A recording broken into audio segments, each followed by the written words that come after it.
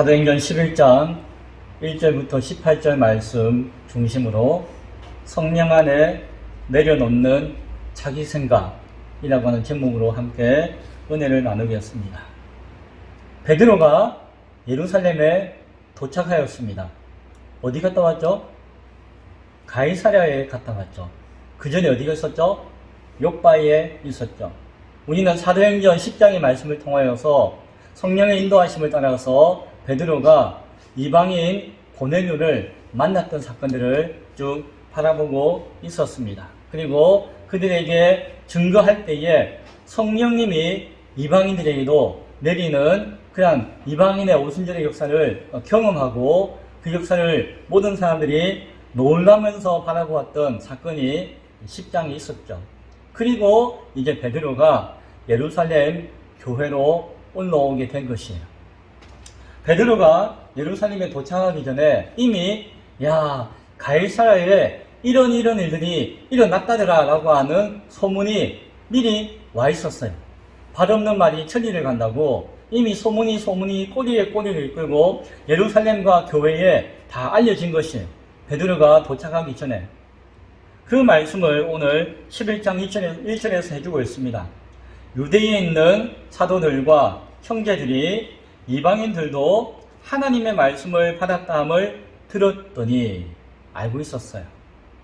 그런데 예루살렘 교회의 분위기는 어떠했을까요? 이방인들에게도 성령께서 역사하시고 구원을 받았다더라 라고 하면서 감사하며 축복하며 베드로를 막 기다리고 있었을까요? 오늘 성경을 보니까 그렇지 않았어요. 그들은 이방인에게 성령이 임하고 구원을 받았다라고 하는 소문 그 전에 이미 마음이 불편했어요. 무엇 때문에요? 아니, 우리 베드로가 이방인들과 함께 유숙하며 먹었다라고 하는 사실, 그들과 함께 교제했다라는 사실이 마음에 불편했던 것입니다. 그래서 그들이 베드로가 예루살렘 교회에 탁 도착했을 때에 베드로에게 했던 것은 무엇이었을까요? 오늘 성경을 보니까 비난했다라고 이야기해요. 11장 2절에서 말씀하죠. 베드로가 예루살렘에 올라갔을 때에 할례자들이 비난하여 라고 이야기해요. 베드로는 참 수고하고 애써서 교회에 도착했는데 교회에 있던 사람들은 베드로를 비난했다라고 오늘 성경은 이야기해요. 왜 그들은 베드로를 비난하고 예민하게 반응했을까요? 오늘 성경은 이런 이야기를 해주고 있습니다. 그들은 할례자였는데, 즉 유대인으로서 스스로 선민이고 선택받은 백성이다라고 하는 자부심을 가지는 자들이었는데, 이방인들은 무할례자, 그들은 할례받지 못한 자, 그들은 하나님 앞에 택함받지 못한 자들이라고 여기고 있었는데, 그들과 함께하는 것은 불법임에도 불구하고 베드로가 그들과 함께하며 그들에게 복음을 전하고 성령의 역사를 일으켰다라고 하는 것이 마음에 불편하였다는 것이, 그것은 불법이었다라고 하는 생각을 그들은 가지고 있었던 것이, 어쨌든 간에 성령의 역사가 무엇이든 이방인을 향하신 하나님의 뜻이 무엇이든 그것을 생각하기 이전에 그들이 예전부터 전통적으로 가지고 있던 그 깊이 단단하게 뿌리 박혔던 그 생각의 틀을 벗어나지 못했던 것이 비난하는 이유였던 것을 우리는 보게 되었습니다. 11장 3절에 보니까 그 이유를 이렇게 이야기하죠. 이르되 네가 무할례자의 집에 들어가 함께 먹었다 하니, 불법을 행했다는 것이, 할례 받지 못한 이방인들과 할례자인 베드로, 그가 그들과 함께 했다라고 하는 것입니다. 어떤 사람들은 할례자라고 하면은 믿음이 없는 유대인들이라고 생각하지만 그렇지 않아요. 당시에 예수님과 사도들과 제자들과 모든 초대교회의 사람들은 다 유대인들이었어요. 유대인들 안에서 교회가, 하나님이 택하신 그 민족 안에서 교회가 세워지게 되었던 것이죠. 그래서 예루살렘 교회도 모두가 할례자들이었고 모두가 유대의 전통 가운데 있었죠. 비난했다라고 이야기합니다.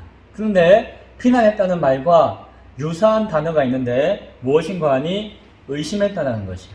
의심했다. 자, 10장 20절과 오늘 11장 12절에 보면은 이런 말씀을 하고 있어요. 베드로가 하는 이야기인데 뭐라고 이야기합니까? 성령이 내게 명하사 아무 의심하지 말고 함께 가라 라고 말씀하셨다는 것이에요. 언제 그런 일이 있었죠? 베드로가 욥바에서 무두장의 집에서 기도할 때에 성령께서 환상 가운데서 말씀하셨잖아요. 그 가운데 가이사랴에서 보내려고 보냈던 사람들이 이렇게 집에 거할 때에 성령께서 말씀하시기를 베드로에게 뭐 하라고 했다고요? 의심하지 말라라고 말씀하셨다는 것이에요. 그런데 여기서 의심하지 말라라고 하는 이 단어와 똑같은 단어가 무엇이다? 비난하지 말라는 말과 똑같아요. 의심이라는 말과 비난이라는 말은 같은 뜻이다, 같은 말이다 라고 하는 것을 우리는 기억할 수 있어야 한다는 것입니다. 성령께서 베드로에게 의심하지 말라라고 하신 것은 무엇입니까? 이방인들을 향해서 비난하지 말라는 것입니다. 성령님께서 명령하시는 것에 대해서 의심하지 말라는 것입니다. 그리고 스스로 판단하고 제한하지 말라는 것입니다. 그래서 비난한다는 것은 사실은 믿지 못하고 불신하고 의심하는 가운데 그 결과로서 비난하게 된다는 것이죠. 그래서 비난이라고 하는 단어와 의심이라고 하는 단어는 디아크리노라고 하는 똑같은 헬라어를 사용하고 있는 것을 보게 되어져요. 성령께서 의심하지 말라라고 부탁하셨던 것은 단순히 베드로에게만 한 것은 아니었던 것 같아요. 왜냐하면 지금 베드로에게 그들이 예루살렘 교회 성도들이 의심하고 있거든요. 그리고 비난하고 있거든요. 성령께서는 베드로에게 그렇게 말씀하셨지만 그것은 교회를 향한 말씀이었던 것을 우리는 생각하게 되어집니다. 사실 베드로는 예루살렘 교회가 자신에게 반응하고 있는 그 모습에 대한 예상을 했을까요? 안 했을까요? 알고 있었어요. 그가 저 가이사랴의 이방인의 집에 가야 한다는 그 순간 성령의 환상 보여주심과 말씀과 명령에 따라서 가야 하지만 그의 마음 안에서는 무엇이 있었을까요? 의심이 있었어요. 아니, 이방인들과 함께하는 것은 불법인데 합당하지 못한 것인데 왜 성령께서 나에게 명령하시고 의심하지 말라고 말씀하시는가라고 하는 의문이 있었고, 동시에 자신이 그들과 함께 교제하며 만나는 그것이 나중에 예루살렘 교회에 가게 되면은 흠이 되어지고 시비거리가 되어진다는 것을 베드로는 알고 있었죠. 베드로가 어린아이인가요? 다 알았죠. 그래서 베드로는 욥바에서 혼자 간 것이 아니라 6명의 증인을 데리고 가이사랴로 갔던 것을 우리가 기억하고 있죠. 왜? 베드로 본인과 함께 7명이 증언할 때에는 그것이 합법적인, 그것이 증거 효력을 가지는 증언이 되었기 때문에 베드로는 6명의 유대인 믿음의 성도들을 데리고 가이사랴에 갔던 것을 보게 되어져요. 베드로는 이미 마음 가운데 예상하고 예측하고 성령께서 주시는 지혜 가운데서 준비하였던 것을 우리는 생각하게 되어집니다.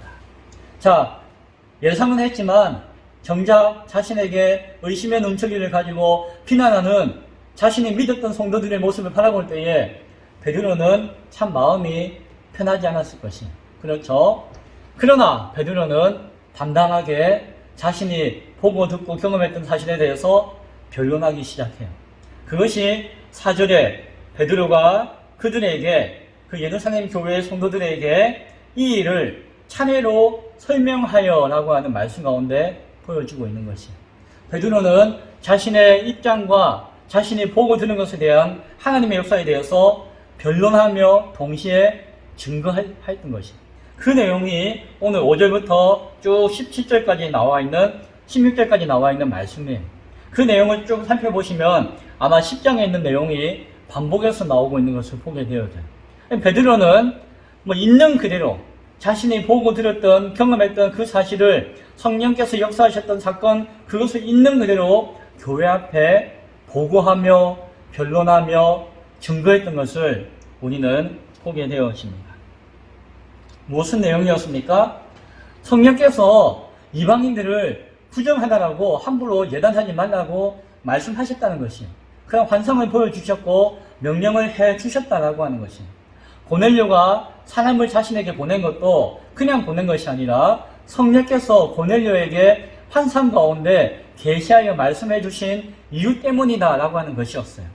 그리고 성령께서 자신이 고넬료의 집에서 말씀을 증언하고자 할 때에 오순절 성령의 강림과 똑같은 사건이 그날 고넬료의 집에서도 이방인들을 향하여서 분명하게 나타났다라고 하는 것을 베드로는 이야기했던 것이에요. 그리고 베드로가 사도적인 권위와 함께 성령의 역사를 사실 그대로 증거하고 있노라라고 이야기하는 것이 이 전체 내용이었던 것입니다. 이 베드로가 가지는 결론은 무엇입니까? 17절에 있는 말씀이에요. 그런즉 하나님이 우리가 주 예수 그리스도를 믿을 때에 주신 것과 같은 그 선물을, 그 성령의 선물을 그들에게도 이방인에게도 주셨으니 그 하나님의 역사 가운데 내가 누구기에 하나님의 역사를 능히 막을 수가 있겠습니까? 라고 변론하고 있는 것입니다. 그것이 최후 변론이었어요. 그 변론이 잘 통했는지 18절에 보니까 그 예루살렘 교회에 있는 사도들과 성도들의 반응을 이야기해 줍니다. 18절에서 그들은 어떻게 반응했습니까? 그들이 그 말을 듣고 잠잠하여 하나님께 영광을 돌려 이르되 그러면 하나님께서 이방인에게도 생명 얻는 회개를 주셨도다 하면서 베드로의 변론이자 증언을 인정하고 있는 것을 보게 되었습니다. 자, 여기까지가 오늘 읽었던 말씀의 내용이에요. 여기서 우리는 생각을 해보게 되어집니다. 생각해보기를 원해요. 예루살렘 교회의 성도들은 왜 그렇게 베드로를 비난했을까요? 비난해야만 했을까요? 왜 그렇게 의심했을까요? 또 하나는 베드로가 그 사도적인 권위를 가지고 성령의 역사를 통해서 증언을 했다 할지라도 처음에 그렇게 의심하고 비난했던 그 예루살렘 교회의 성도들이 그의 말을 100% 인정할 수가 있었을까요? 생각해 보기를 원해요. 사실은 그 비난의 뿌리가 깊고 그 의심의 뿌리가 이유가 깊기 때문에 그들이 오늘 18절에서는 인정할 수밖에 없지만은 하나님의 역사를 인정할 수밖에 없지만은 그러나 그 마음과 중심과 생각 속에서는 100% 인정하지 못하는 것을 우리는 바라보게 되어져요. 그들이 인정한다라고 하는 것은 어쩌면은 한시적인, 아니 고넬료의 사건 안에서 이루어지는 하나님의 역사를 인정하는 것으로 제안해서 생각해 볼 필요가 있다라고 하는 것을 우리는 바라보게 되어집니다. 왜냐하면은 오늘 본문 이후의 사건들을 쭉 보면은 예루살렘 교회가 이방인의 구원과 이방인을 향한 하나님의 구원 역사에 대해서 100% 인정하지 못하고 있는 것을 계속해서 보여줘요. 대표적으로 사도행전 15장에 가면은 예루살렘에 큰 회의가 열려요. 그 회의 주제가 무엇이었는가 하니 이방인에게 구원이 있는가? 이방인도 구원을 받을 수 있는가라고 하는 주제에 따른 회의가 사도행전 15장에 열린다는 것이. 그러면 뭡니까? 지금 오늘 11장에서 인정했다라고 하는 것은 이방인의 구원에 대해서 온 교회가 다 함께 인정한 것은 아니었다는 것을 보여줘요. 최소한 오늘 고넬료의 사건에 대해서 베드로가 이야기하는 것에 대해서는 인정할 수밖에 없잖아요. 왜? 증인이 있으니까. 분명한 7명의 증인이 있으니까. 그리고 하나님의 역사라고 하니까 그것을 인정할 수밖에 없죠. 그러나 그들의 생각과 마음의 중심에는 여전히 의심이 비난에 대한 여지를 가지고 있었던 것을 우리는 바라보게 되어져요. 성경이 그것을 우리에게 계속해서 말씀해주고 있습니다. 그리고 예전에 우리가 살펴보았듯이 갈라디아서 2장에 보면은 안디옥 사건이라고 하는 사건이 있었죠. 무엇이었습니까? 베드로가 안디옥에서 이방인들과 함께 음식을 먹다가 예루살렘에서 보냄받은 사람들이 안디옥 교회로 올 때에 베드로가 어땠습니까? 그 자리를 피해버렸어요. 그들이 또 시비하고 의심하고 비난하고 있는 것을 알기 때문에, 여전히 자신에게 그렇게 시비할 것을 알기 때문에 베드로가 그 이방인들과 함께 교제하고 함께 먹던 그 자리를 피해버렸잖아요. 그랬더니 옆에 있던 다른 유대인 성도들도 그 자리를 피했고, 심지어는 바나바마저도 베드로와 동조해서 그 자리를 피하는 사건을 우리가 보았잖아요. 그때 사도 바울이 베드로를 향해서 그것은 악한 것입니다, 그것은 복음이 아닙니다라고 많은 사람들이 보는 앞에서 베드로를 강하게 정죄하고 책망했잖아요. 그 사건이 얼마 뒤에 일어나요. 그러니까 사실은 이 베드로조차도 성령의 역사를 경험하였고 예루살렘 교회에 변론하고 증언하였음에도 불구하고 그 마음 가운데 그 사건에 대해서 생명을 다해서 그것을 변론하고 증언하고자 하는 마음은 부족했다는 것을 보여줘요. 그만큼 예루살렘 교회가 가지고 있는 굳어진 사고와 그 굳어진 사고 가운데 비난하고 의심하는 행동의 그 강함이 참으로 컸다라고 하는 것을, 쉽게 녹아지는 것이 아니었다는 것을 우리는 바라보게 되어집니다. 이것은 사실 예루살렘 교회가 가지는 한계였겠죠. 한계라고 볼 수 있고, 또한 이방인들이, 당시는 유대인들만 구원받았으니까 이방인들을 향해서 하나님의 구원의 역사가 있다는 사실이 새롭게 이어지니까 그 전환기, 변화되어지는 시점 가운데 사람들의 생각의 한계다라고 생각할 수도 있어요. 그렇게 생각할 수도 있겠죠. 그런데 곰곰이 생각해보면은 그것은 그 당시 예루살렘 교회의 일시적인 한계의 모습이다라고 보기는 어려워요. 왜 그럴까요? 오늘 우리의 모습을 바라볼 때에 그러하기 때문이에요. 오늘 예루살렘 교회가 가지고 있던 그 모습은 오늘날 우리 교회가, 이 시대에 교회가 가지고 있는 여전한 한계의 모습인 것을 우리는 바라보기 때문입니다. 성령으로 맺어진 교회, 성령으로 열매 맺는 교회의 모습은 어떠해야 할까요? 지난주에 맥주 감사주일을 맞이해서 말씀드렸던 것을 한번 반복할게요. 맥주 감사주일은 그냥 주신 것에 대해서, 추수한 것에 대해서 감사하는 날이 아니다라고 말씀드렸죠. 맥주 감사주일은 오순절 날의 의미가 있다고 했어요. 그날이 오순절이었고, 맥주 감사절, 그 맥주절 날, 무교절 날 예수님께서 부활하셨다면은 그로부터 50일 이후인 맥주절 날 성령께서 오순절 날 강림하셨어요. 그래서 맥주절은 단순히 감사하는 날이 아니라 그 감사의 내용은 무엇이다? 성령의 강림에 대해서 감사하는 것이고, 성령께서 강림하신 교회 가운데 임하신 뜻을 기억하는 것이고, 성령을 통해서 교회가 맺어야 할 성령의 열매, 성령의 결실에 대해서 우리가 바라보며 생각하는 날이 되어야 한다는 말씀을 드렸어요.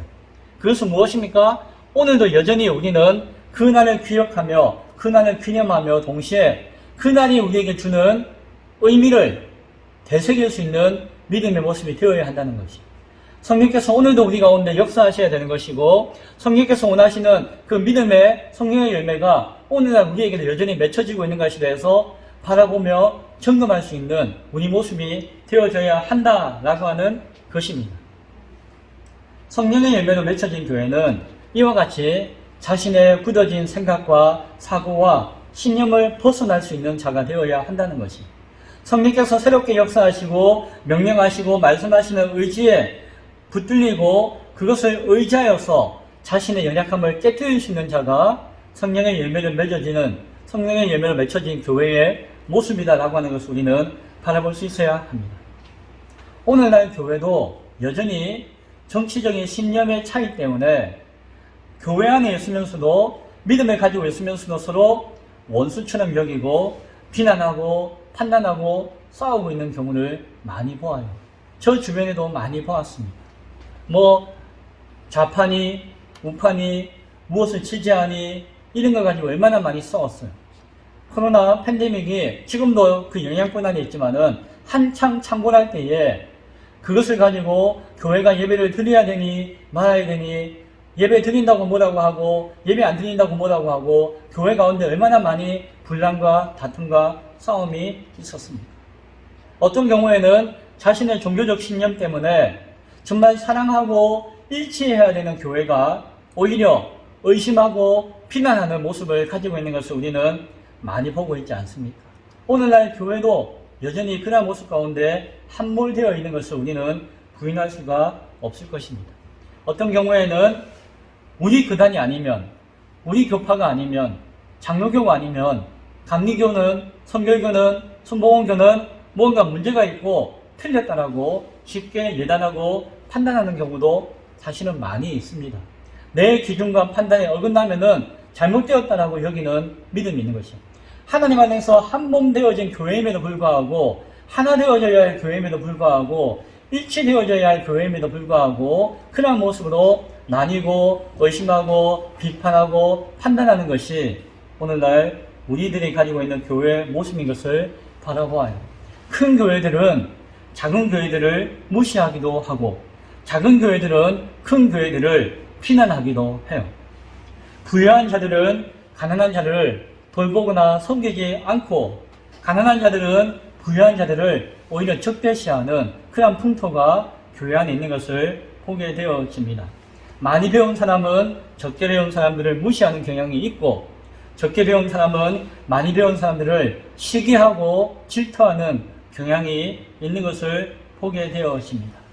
우리는 말씀과 진리로 바르게 신앙하며 거짓과 불의를 분별하며 신앙하며 살아가야 하지만, 그러한 잣대 가운데서 잘못해가지고 그 잣대가 먼저 나의 신앙과 나의 거룩함에 대해서 판단하는 기준으로 삼아야 하는데도 불구하고 그 말씀과 진리와 거짓에 대한 불의함이, 분별함이 내가 아니라 다른 사람을 향한 잣대로만 삼아지고, 그 사람이 말씀과 진리에 떠났다, 그 사람이 거짓과 불의에 타협했다라고 판단함을 정지하는 이유로 삼고 있는 것을 우리는 바라보게 되어져요.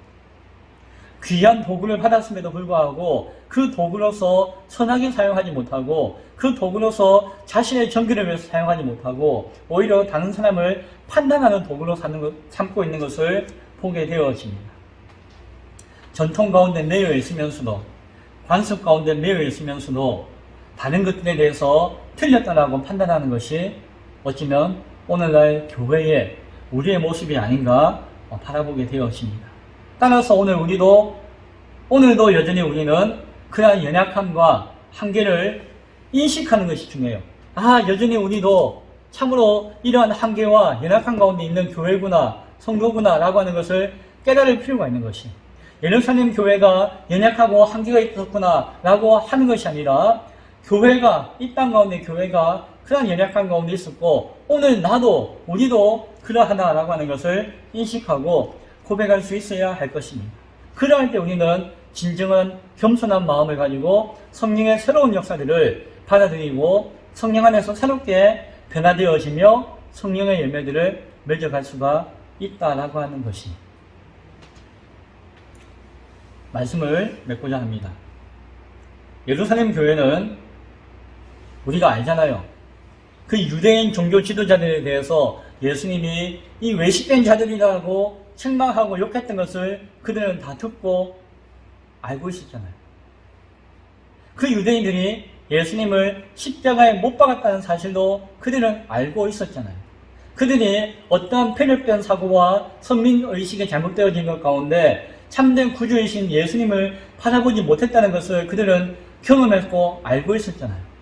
그러나 여전히 그들은 교회가 되었음에도 불구하고 여전히 유대인으로서의 그 한계에서 완전하게 벗어나지 못하는 모습을 우리는 바라보고 있습니다. 자신을 박해하고 예수님을 못 박았고 예수님께서 경고했던 그들과 다름없는 모습으로서 여전히 맴돌고 있는 자신들의 모습을 바라보지 못하고 있었다는 것입니다. 마치 역기능적인 가정 가운데 자식들이 나는 저 아버지처럼 안 될래요. 나는 엄마처럼 안 될 거예요. 나는 나중에 크면 결코 그렇게 안 할 거예요. 라고 이야기하면서도 나중에 커보면은 자기 아버지하고 똑같은 짓을 하고 있는 것을 보게 되어져요.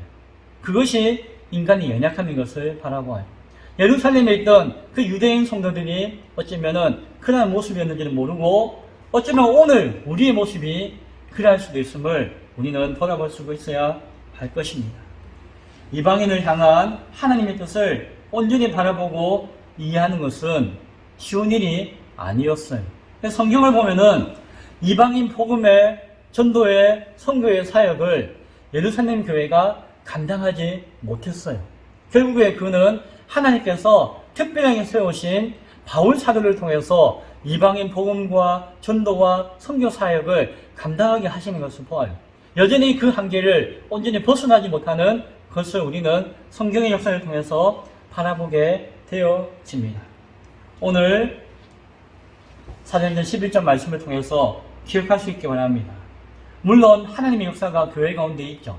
그러나 그 교회를 할지라도 여전히 성령 안에서 날마다 새로워지지 않는다면 우리가 겸손히 자복하며 엎드리며 우리의 연약함을 고백하지 않는다면 우리의 신앙이 완전하다고 여기는 그 순간 우리는 허망함 가운데 빠지게 될 것이고 또한 우리는 망하는 길로 갈 수밖에 없는 것을 보게 되어집니다.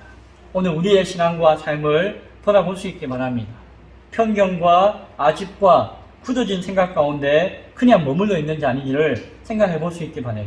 하나님의 마음과 뜻을 중심을 바라보며 진정 오늘도 여전히 자신을 부인하며 예수님을 따를 수 있는 믿음의 성도들이 될 수 있기를 바랍니다. 이 시대, 이 나라, 이 지역 가운데 하나님이 원하시는 뜻이 있어요. 그 사명의 열매를 맺어야 한다고 했죠. 그 사명의 열매를 맺을 수 있는 저와 여러분, 그러하기에 부족함이 없는 우리 교회가 될 수 있기를 간절히 축원드립니다. 기도하겠습니다.